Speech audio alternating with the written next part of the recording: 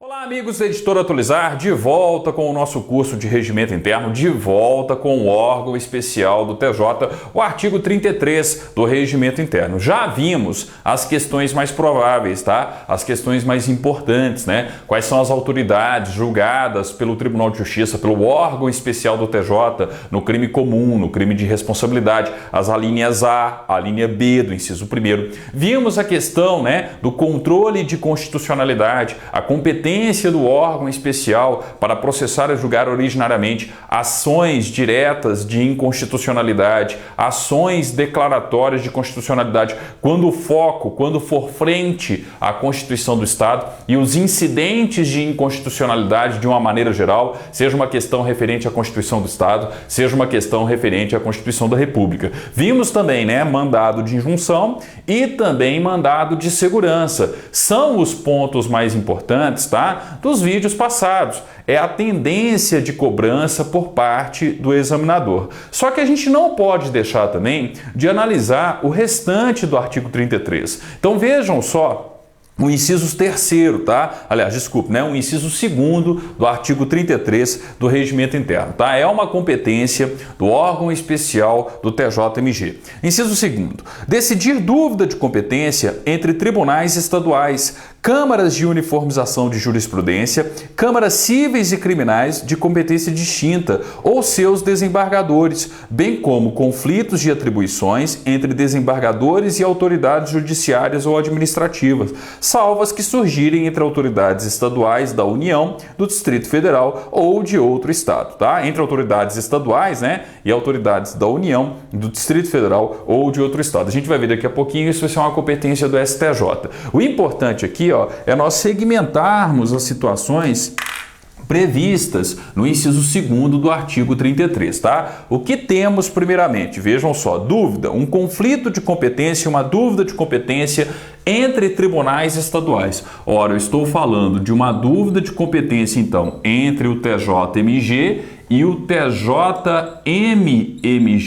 Quando isso acontecer, competência do órgão especial do TJ, tá? Não se esqueça do TJ, né? MG, não se esqueçam desse detalhe, tá? Então é a primeira situação arrolada no inciso 2º. Segunda situação, vejam só, né? Além da dúvida de competência entre tribunais estaduais, entre câmaras de uniformização de jurisprudência.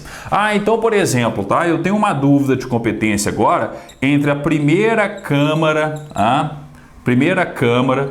de uniformização de jurisprudência civil, tá? Versus a segunda Câmara de uniformização de jurisprudência, tá? Civil. Eu não tenho as duas câmaras de uniformização de jurisprudência civil? Não tem também a Câmara de Uniformização de Jurisprudência Criminal? Quem vai resolver uma dúvida de competência, um conflito de competência com relação às câmaras de uniformização de jurisprudência? O órgão especial do TJMG, tá? Então é a segunda situação prevista no inciso 2º. Terceira situação, ó. Decidir dúvida de competência entre câmaras cíveis e criminais de competência distinta ou seus desembargadores. O que significa isso? Câmaras cíveis ou criminais de competência distinta. Então, continuando, tá? Essa esquematização que nós estamos fazendo, tá? Mas apenas, né, para liberar espaço aqui no quadro, ó. Continuando, eu tenho, por exemplo, tá? Um conflito, uma dúvida de competência entre a primeira Câmara Civil e a 10ª Câmara, tá? 10ª Câmara, né? Vou colocar correto aqui, ó, 10ª Câmara, tá? Civil do TJMG. Eu tenho que lembrar, a gente vai ver isso mais à frente, tá?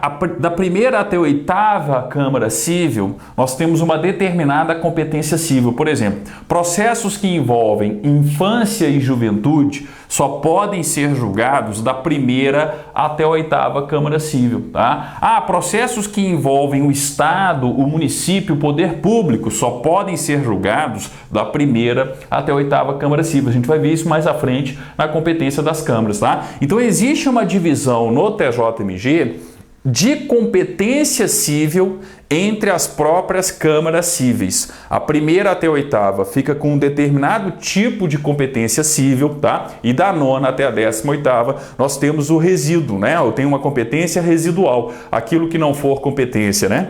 Da primeira até a oitava, em matéria civil, vai ser competência da nona até a 18ª. Então, se surge, tá, uma dúvida de competência, um conflito de competência entre a primeira Câmara Civil e a 10ª Câmara Civil, que tratam de grupos distintos do direito civil, por exemplo, né, distintos de matéria civil como um todo e não apenas, né, o direito civil, eu tenho uma competência aqui, do órgão especial do TJMG, tá? O mesmo valendo se fosse uma Câmara Civil com uma Câmara Criminal. O mesmo valendo entre os desembargadores da respectiva Câmara. Quem vai resolver essa dúvida de competência é o órgão especial do TJMG. Então seria a terceira situação prevista, tá? E qual que é a outra situação? E na minha opinião, a questão que pode gerar, né, uma questão de concurso, um exercício, né, por parte aí do examinador, tá? Se bem que, como eu disse, as competências anteriores são mais importantes. O examinador tende a não explorar essa parte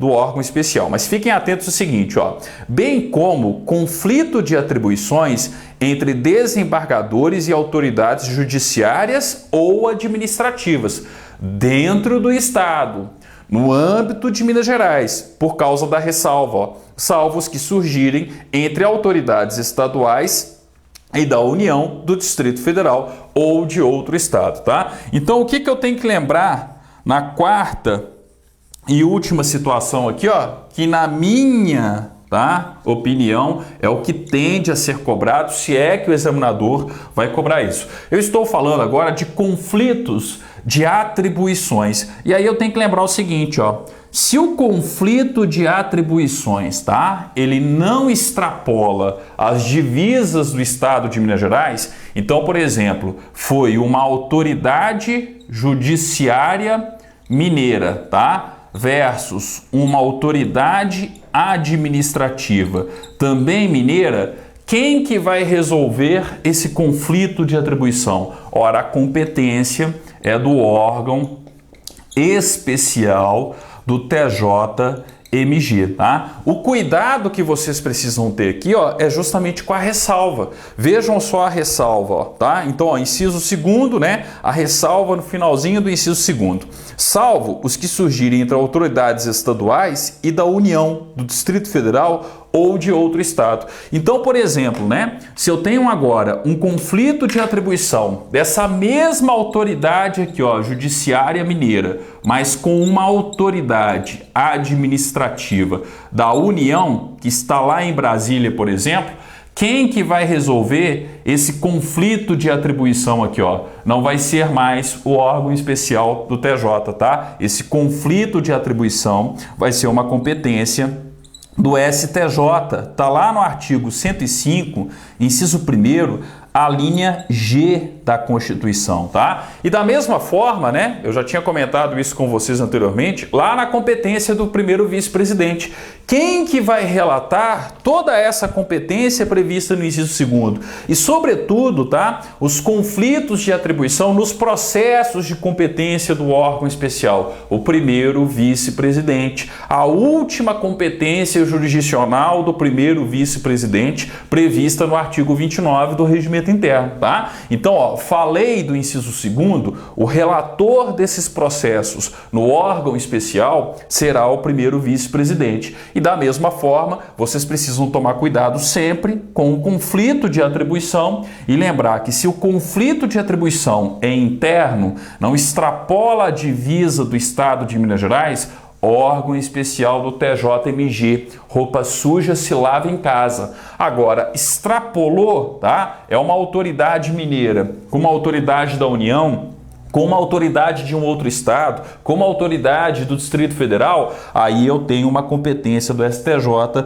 para resolver o conflito de atribuição, tá? E aí, naturalmente, né, o primeiro vice não vai ser o relator. Afinal de contas, eu não estou falando mais de uma competência do órgão especial, e sim agora de uma competência do STJ. Então, lá no STJ, um dos ministros do STJ, obviamente, vai ser o relator desse conflito de atribuição, tá? Não se esqueçam do inciso 2º, tá? Nesse sentido, de fazer essa ressalva sempre, né? Observar sempre essa competência do STJ, confrontar a competência do STJ com a competência, tá, do órgão especial do Tribunal de Justiça e do próprio TJMG em si, tá? Inciso 3º, ó, julgar em feito de sua competência suspeição oposta a desembargador ou a Procurador-Geral de Justiça, ou ao, né, Procurador-Geral de Justiça. Óbvio, gente, se o processo é de competência do órgão especial e surge uma suspeição contra qualquer dos participantes daquele julgamento, daquele processo de competência do órgão especial, quem que vai julgar a suspeição? O órgão especial. Ah, suspeição de um desembargador. O órgão especial resolve. Ah, suspeição do Procurador-Geral de Justiça, que está lá representando o Ministério Público Estadual, sentado imediatamente à direita do presidente do TJ, nas sessões do órgão especial do TJ. Quem é capaz de julgar uma suspeição oposta contra o PGJ, contra o Procurador-Geral de Justiça? O próprio órgão especial. Está acontecendo em processos de sua competência. Está atrelada à sua competência. Então, naturalmente, tem que ser competência do órgão especial, tá? Julgar em feito de sua competência, suspeição oposta ao desembargador ou ao Procurador-Geral de Justiça. Lembrem-se que nós já vimos a questão referente ao presidente, né? E se a suspeição for oposta ao presidente do TJ nos julgamentos do órgão especial, quem que vai decidir se o presidente é suspeito ou não? O próprio órgão especial. Quem que vai relatar a suspeição oposta ao presidente do tribunal? O primeiro vice-presidente. Vimos lá no artigo 29, né, do regimento interno, essa competência do primeiro vice-presidente, tá? Inciso 3º, basta lembrar o seguinte: o processo é de competência de quem? Do órgão especial. Então, qualquer incidente que surgir naquele processo, uma exceção de suspeição, por exemplo, precisa ser resolvida pelo órgão especial, tá? Uma questão óbvia aí, uma competência genérica. Inciso 4º, julgar restauração de autos perdidos e outros incidentes que ocorrerem em processos de sua competente. Ora, eu preciso restaurar autos, processos feitos de quem? Não é do órgão especial? Então é ele que vai decidir. Ah, eu preciso justamente, né, resolver qualquer tipo de incidente que surgiu em um processo de competência do órgão especial. Competência de quem, gente? Competência do órgão especial. Outra competência genérica. Quando a gente estiver estudando lá os grupos de câmaras criminais, as câmaras do TJ, vocês irão perceber que essas competências também existem lá, mas com relação aos processos que são de competência dos grupos de câmaras, das respectivas câmaras e assim por diante, tá? É por isso que eu falo, o examinador não tende a cobrar isso porque é uma competência genérica. Basta raciocinar o seguinte: onde está o processo? Onde está o feito, tá? Ah, é competência de quem julgar o feito principal? Ah, é competência do órgão especial. Qualquer incidente que surge relacionado a ele vai ser o órgão especial também. Ah, é competência da Câmara. Qualquer incidente que surge vai ser competência da Câmara. Ah, é competência do grupo de câmaras. Qualquer incidente que surge é competência do grupo de câmaras, tá? Então eu tenho uma competência genérica, né? E aí naturalmente em qualquer órgão judiciário eu vou estudar essa respectiva competência com relação à competência, aos feitos daquele órgão, tá? Então por isso o inciso 3º, por isso o inciso 4º, tá? E vejam só o inciso 5º, o inciso 5º vale a pena marcar, tá? Marquem aí o inciso 5º, ó. Julgar recurso interposto contra a decisão jurisdicional do presidente, do primeiro vice-presidente, do segundo vice-presidente ou do terceiro vice-presidente do Tribunal de Justiça. Justiça, nos casos previstos em lei ou neste regimento, tá? Então perceba o seguinte: presidente tomou uma decisão jurisdicional, primeiro vice tomou uma decisão jurisdicional. Da decisão dele cabe a interposição de recurso para quem? Para o órgão especial do TJ. Então não se esqueçam desse detalhe aqui, ó. Inciso 5º, julgar recurso interposto contra a decisão jurisdicional do presidente e dos vice-presidentes, tá? Por que não cita o corregedor? Por uma razão óbvia. O corregedor não exerce função jurisdicional, né? Ele vai votar nas declarações de inconstitucionalidade, a gente vai ver isso, mas o corregedor, ele é essencialmente administrativo, né? Ele tem ali atribuições administrativas, por isso a não menção do Corregedor Geral de Justiça, tá? Então, ó, marquem o inciso 5º. Pode ser uma pergunta? Pode ser uma pergunta, apesar, tá, daquelas primeiras competências do órgão especial que nós vimos nos vídeos passados serem mais importantes. Inciso 6º, julgar agravo interno, sem efeito suspensivo, de decisão do relator que nos processos criminais de competência originária e nos feitos de sua competência. Peraí, é competência de quem? Do órgão especial. Se eu tenho lá um feito de competência do órgão especial, tem um relator.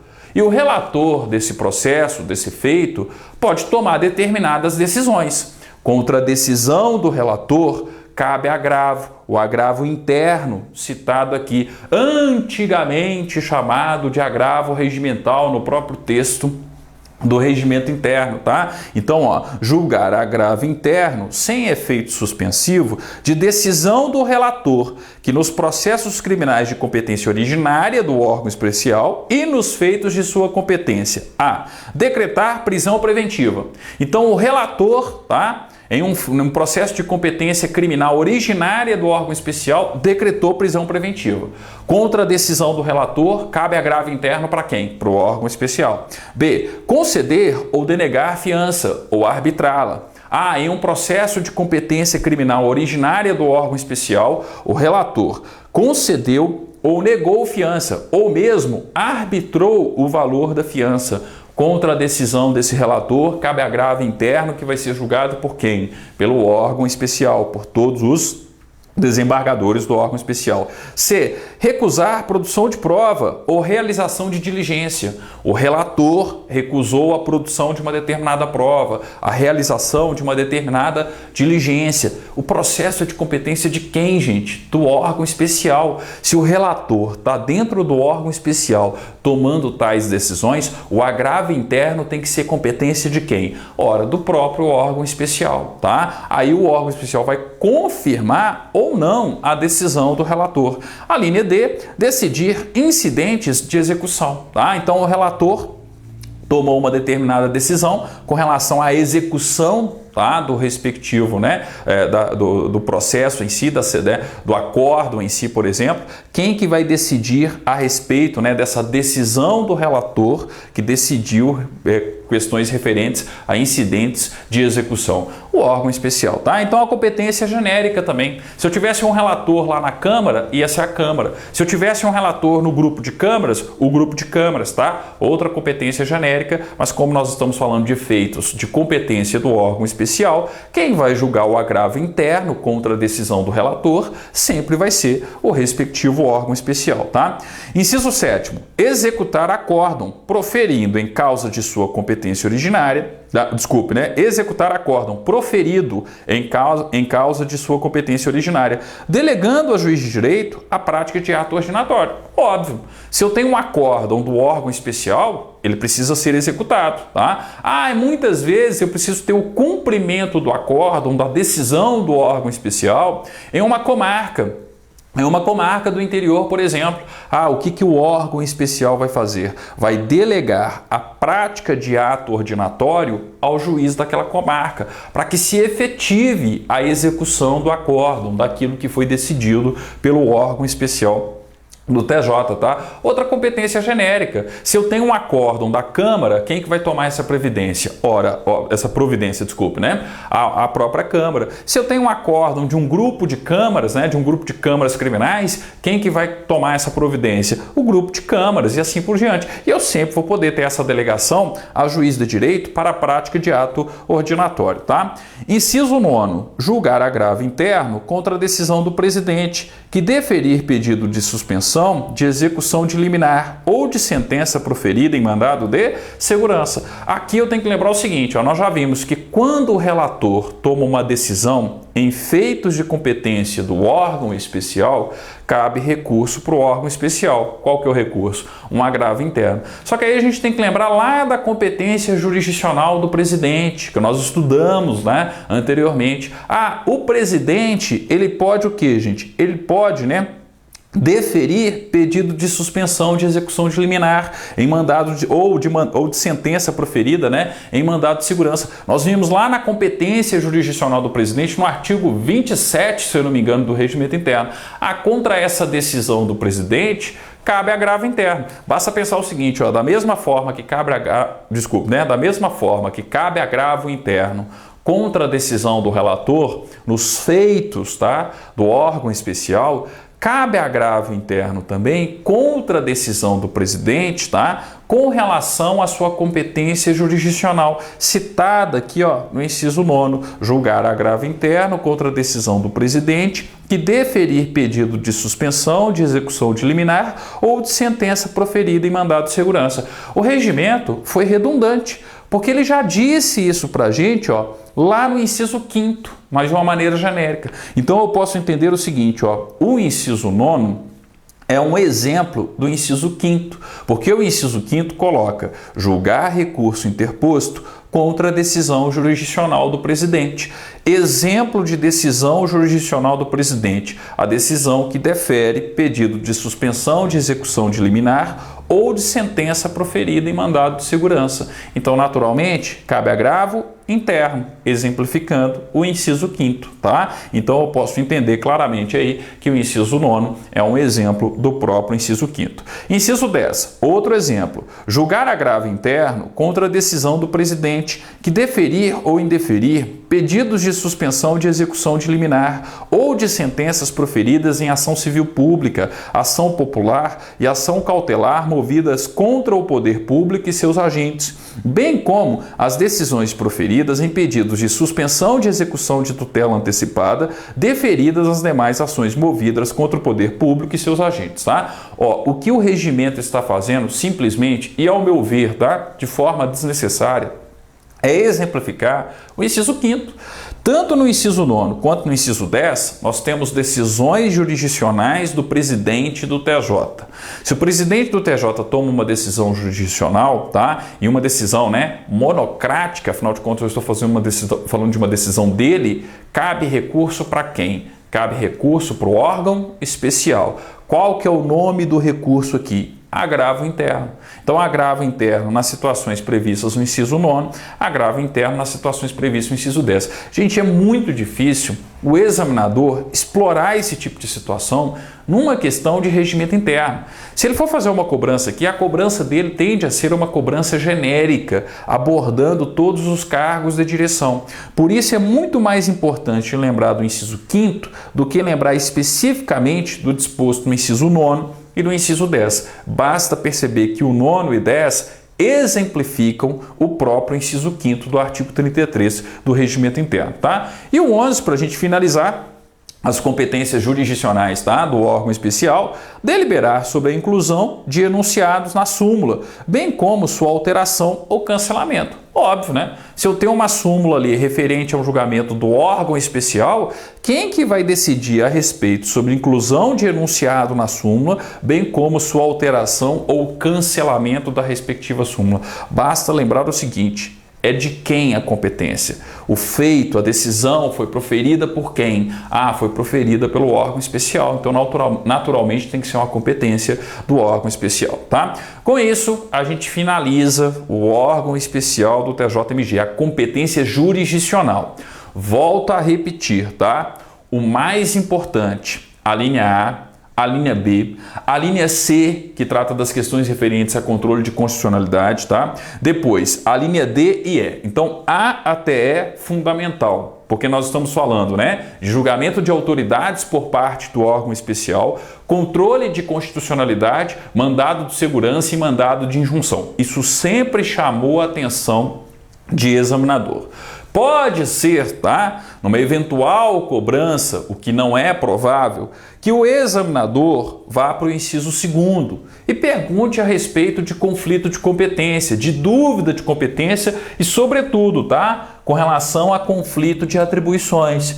Lembrar que quando está dentro de Minas Gerais, é uma competência do órgão especial. Se o conflito de atribuições, tá, ele extrapola as divisas do Estado de Minas Gerais, passa a ser uma competência do STJ, o 105, inciso 1º, a linha G, tá? E além disso, uma outra, né, eventual cobrança, o que não tende a acontecer também, o inciso 5º, julgar recurso interposto contra a decisão jurisdicional do presidente e dos vice-presidentes. Vale lembrar que não cita o corregedor, porque o corregedor é essencialmente administrativo. Ele possui atribuições, nós vimos isso no artigo 32 do regimento interno do TJ, tá? Então, ó, com isso a gente finaliza o artigo 33. É fundamental, seja numa questão sobre o regimento interno, seja numa questão sobre a Constituição do Estado, tá? Lembre-se que nós estudamos aqui, ó, grande parte da competência do TJ prevista na Constituição do Estado. Ah, onde que vai estar o restante da competência? Nos demais órgãos jurisdicionais. Ah, por exemplo, onde que vai estar a questão do prefeito? Quem julga o prefeito no crime doloso contra a vida? Os grupos de câmaras criminais. Ah, e sem ser em crime doloso contra a vida? A Câmara Criminal, com 5 desembargadores, tá? Com a totalidade de seus membros. Alguém deve estar perguntando assim, ó, tudo bem, nós estudamos mandado de segurança contra o governador, mandado de segurança contra a Assembleia, sua presidência ou mesa, mandado de segurança contra o próprio TJ, competência do órgão especial. Agora, e quando for mandado de segurança contra secretário de Estado? Um mandado de segurança contra o advogado-geral do Estado? Ah, vai ser competência de quem? A gente vai ver mais à frente, lá nas câmaras cíveis, com a totalidade de seus desembargadores também, tá? Então percebam o seguinte, ó, é melhor estudar a competência do TJ no regimento interno do que estudar na Constituição do Estado. Na Constituição do Estado vocês irão encontrar a competência do TJ, né, num único artigo, tá? Em uma única, de uma maneira, né, ela é colocada, melhor dizendo, de uma maneira genérica. No regimento, não. No regimento, você já estuda de forma segmentada. Ah, o que é competência do órgão especial, o que é competência, por exemplo, dos grupos de câmaras, o que é competência de uma Câmara do TJ, tá? Então é por isso que vale mais a pena estudar a competência no regimento do que na Constituição do Estado. Afinal de contas, a Constituição do Estado, ela vai dispor sobre a competência do TJ de uma maneira genérica, ok? Bem, no nosso próximo encontro, artigo 34, as atribuições administrativas do órgão especial. Temos questões importantes, tá? Possíveis de serem cobradas em concursos do TJMG. Mas isso é assunto para o nosso próximo vídeo, para a nossa próxima aula, abordando o artigo 34 do órgão especial do TJ. Obrigado e até lá!